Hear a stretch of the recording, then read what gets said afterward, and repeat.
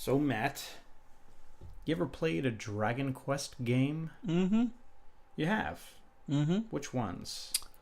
I played two. No, technically three. Maybe it was only two. I know I played one for the DS. I can't remember which one that was. Might have been 9. I remember 9 was only on DS. Probably then. And then I played. There was a kind of a spin-off game of Dragon Quest called Rocket Slime. And I count that because it uses all the monsters from the Dragon Quest game. But it doesn't play like a Dragon Quest game. But Dragon Quest I remember being really fun. Because it's like Pokemon and Ni no Kuni. You know, you have your protagonist. Well, I guess Pokemon is you only fight with monsters, but games like Ni no Kuni, and I guess technically Final Fantasy 13 Part 2, if you played it and beat it. You know, where you have a person, but then you can also like capture monsters and you can like use them to fight for you.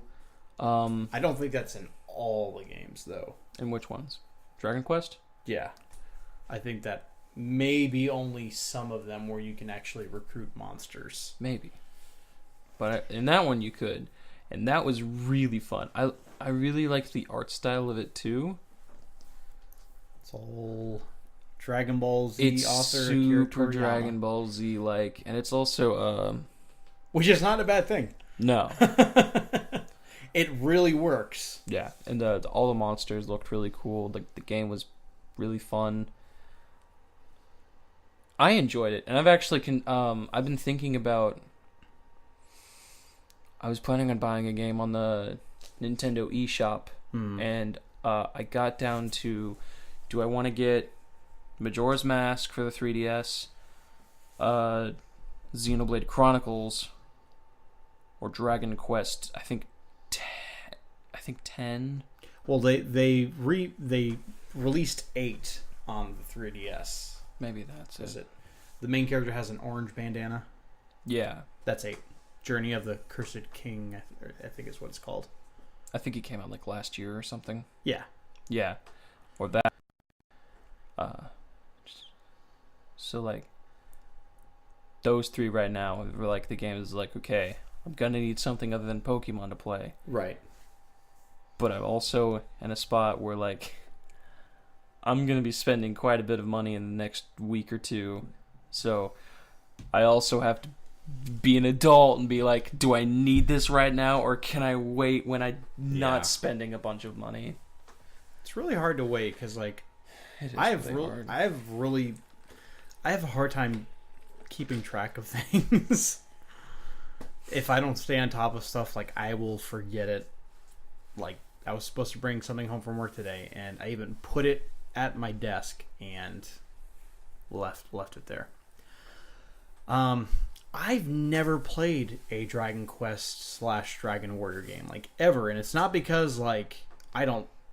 The one thing that's put me off to it is I didn't like how in the older games you didn't see your characters on screen. If you were into an enemy, like a little window would pop up and you would just like see the enemy, and then your characters would like do damage to it. And like to me, it's like I was like, well, duh, of course people are gonna want to play Final Fantasy over this because Final Fantasy like. There's like all these animations and like everything is like happening in front of your eyes, and you don't kind of have to just imagine the battle scene playing out, which is kind of how the old school Dragon Quest games were. But starting with 8, like I was really, because 8 originally came out on PS2. It was like a later lifetime PS2 game. And then I was like, this is really tempting to get into, but like that was also a time in my life where it was just like, okay, there's like tons of other games that I'm only marginally interested in this. But with Dragon Quest XI, which recently came out in Japan to phenomenal success. I mean, this thing is selling like crazy. Both versions, because it's kind of strange, but the same game is being released on the PlayStation 4 and the 3DS.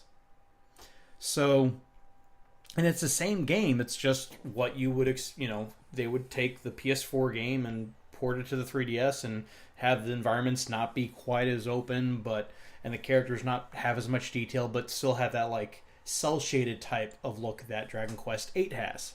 And it looks gorgeous on PS4. Oh my goodness, it looks like straight up CG on PS4. But what's really cool, that's like really been tempting me, like, this might be my first Dragon Quest game that I actually get, is the 3DS version. In the beginning of the game, when you start out, I want to say, I read something that said that for the first few hours or opening chapters of the game plays on the top screen, full 3D environments, the way you would expect a 3DS game to look, and on the bottom screen, it plays out like an old school 16-bit RPG. And I'm a sucker for these types of things. Like, I think you didn't like the whole thing with the like Halo Anniversary Edition, where you could like switch between the two engines. That's more of, I don't like the way that like early 2000 3D games looked, just because at the time they were great, because it's like we're getting into like a new realm of gaming with 3D environments and everything getting, the 360 view other than just a side-scrolling view. Right. Or, that awkward, like, you look and then, like, you shift over and it takes, like, 5 frames to catch up with where you're looking. I don't like the way, because it's all sharp, and it's low poly counts, blurry textures, like, you can't not see them anymore. Yeah, I can't play Super Mario 64. I hate the way that game looks. Wow. I'll play it on the DS. I love the DS version. Yeah. But I can't play it on the 64 just because, like, the way that a game looks has a very, like, big, I guess, impact. Or that's a very big thing that I would look for in a game, is, like, how visually pleasing is it? Right. And if it's just not that great, and it's like, I don't want anything to do with it. So when it comes to games like that, I'm just like, like Combat, Halo, the Master Chief Collection came with Halo 1 and Halo 2 Anniversary Editions. Yeah. And they have this thing where if you hit select, it'll swap from the updated graphics to the old school graphics for people who are like, oh, this was so nostalgic, just look at it, it's everything. I hate it. Why play it? Why play something that makes it look so sharp and so clunky and so... Yeah. And it doesn't even look that good. Like, there's no detail to anything. It's all just flat and plain. But when you look at the new version, it's like, there's detail. Everything has better color, and it just looks prettier than the... Yeah. That's the only thing I have. I love 16 32-bit games. Well, and that's what's so cool, like, about this. Like, it's like the same game, like the same gameplay. It just plays out like in two completely different graphical styles at the same time. And then I think you get to a point in the game like basically makes you choose which one you want to go with.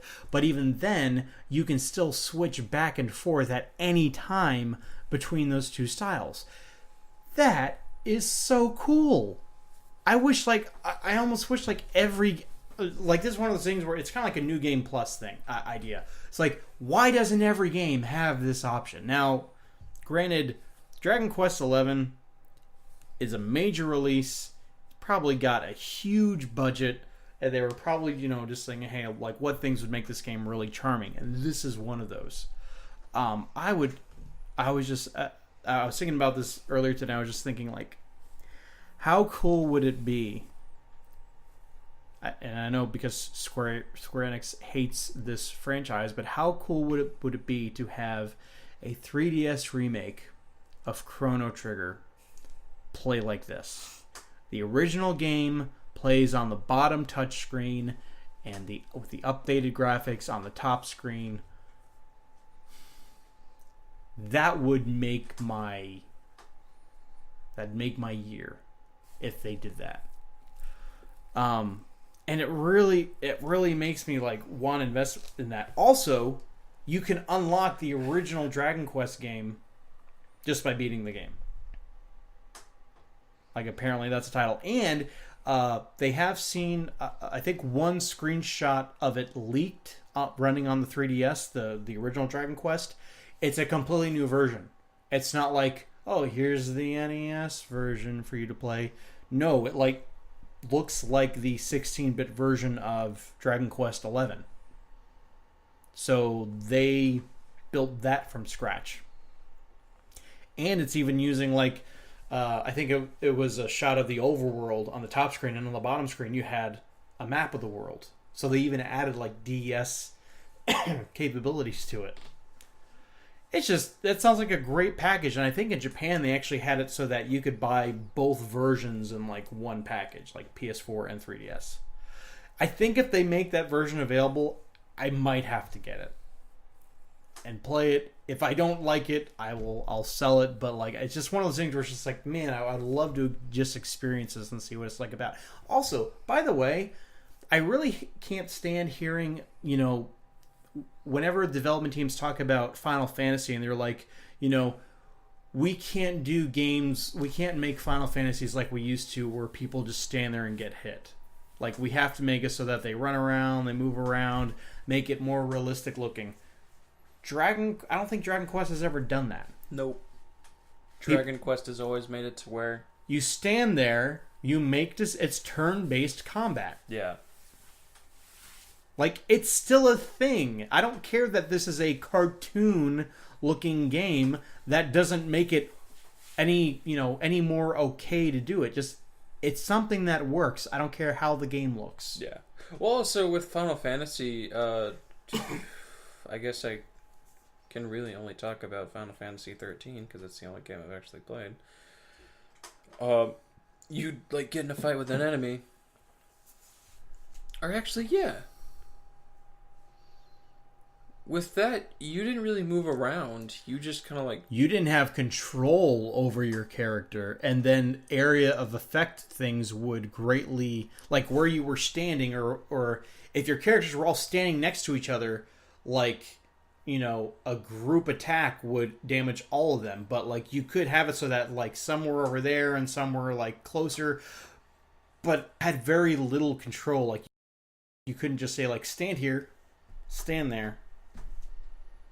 Like, that's what drove me nuts about that. Like, it really mattered where your character was, but you had practically no control over that. I was going to say that was about the only game that actually did that, because Final Fantasy 15 was open world combat. Because I was going to say they make Kingdom Hearts like that, and it was like, if you like run into a Heartless, you just fight it. You don't have to do it. There's no like a whoosh. Yeah. Everything takes place on the same screen. Enemies spawn. It's all live. It's not like, hold on, we have to transition. Yeah. But that game, like, there's no waiting. You know, you just start fighting. Yeah. And I mean, I don't mind them. I really don't mind them, like, experimenting with different battle systems. That's fine. But it is okay to go back to an original, like, just kind of, you know, stand there and take the hit kind of thing. I don't know how turn-based combat. It's an RPG staple. It's kind of like saying, you know, platform jumping just doesn't work for Mario anymore. No, it does. It still works. It doesn't look any less silly than it did on the original NES. So, yeah, 3D Mario games are just as good as the 2D Mario games. But yeah, this is just shaping up to be a really, really cool game, and might have to give it a shot.